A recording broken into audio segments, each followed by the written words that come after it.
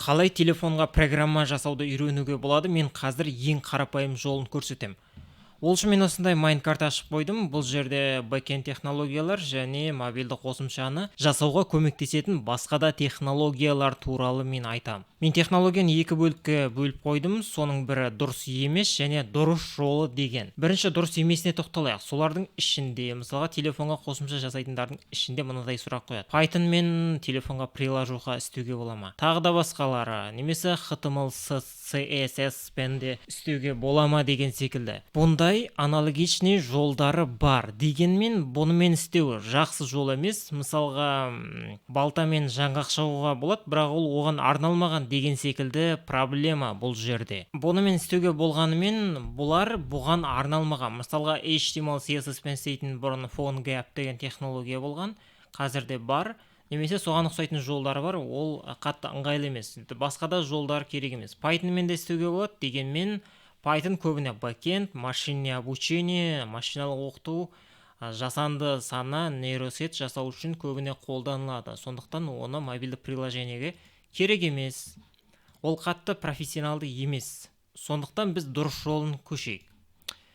Дұрыс жолының ішінде бізге керектері бұл Android немесе iOS-қа жазу. Әрқайсына арналған жеке технологиялар бар және екеуіне ортақ технология бар. Android-қа приложение жасау үшін Kotlin немесе Java программалау тілі қолданылады. Соның ішінде әрине қазір кезде Java бар. Оған арналған Jetpack Compose және қосымша сондай дүниелер шықты. Сол арқылы приложение жазуға болады. Және соның ішінде Flutter Dart деп аталатын универсалды решение бар. Бұл арқылы iOS пен Android-қа да жазуға болады. Dart программалау тілі және Flutter бұл фреймворк, UI фреймворк. Және қосымша JavaScript және React Native бар. Менің ойымша JavaScript пен React Native біраз уақыттан кейін осы дұрыс емес деген жолға кетіп қалады. Себебі бұрын React Native көп қолданылатын, қазір кейбір жерлерде оның орнына Flutter мен Dart қолданады. Әрине солардың ішінде iOS-қа арналған, бұл қазір кезде ең актуалдысы, бұл ғана Swift программалау тілі және Swift UI мен приложение жазады. Objective-C деген бар, бірақ бұл ескірген түрі.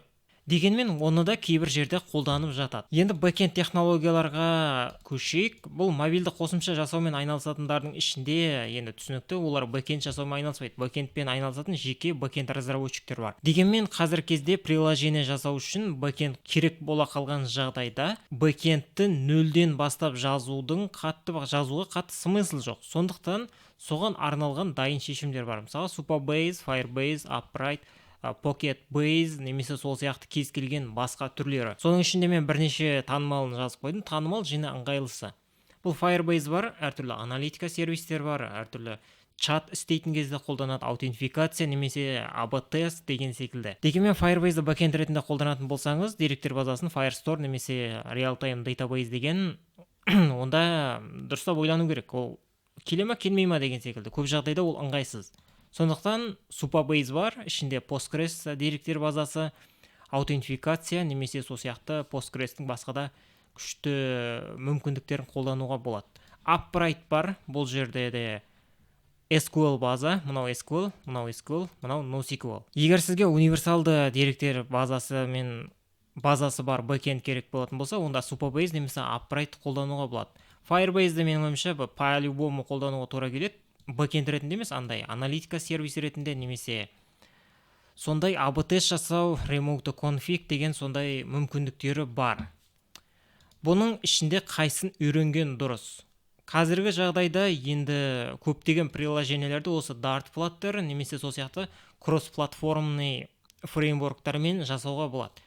Дегенмен сізде мысалы iOS немесе Android екеуіне біреуіне жасау керек болатын болса, Android болса онда әрине Kotlin, ал егер Swift болатын болса, онда, то есть iPhone болатын болса, демек Swift. Ал егер Android немесе iOS-тың біреуіне жазу керек, маған екеу керек емес дейтін болса, және кросс-платформада керек емес дейтін болса, онда әрине Swift-ті таңдауға болады. Неге Swift? Себебі iOS-та телефондар саны аз, экрандар белгілі, программалау тілі, App Store және процессор бәрі Apple компаниясынан, яғни бір экосистемаға бағынады бәрі. Бұл әрине өте үлкен плюс разработчиктер үшін.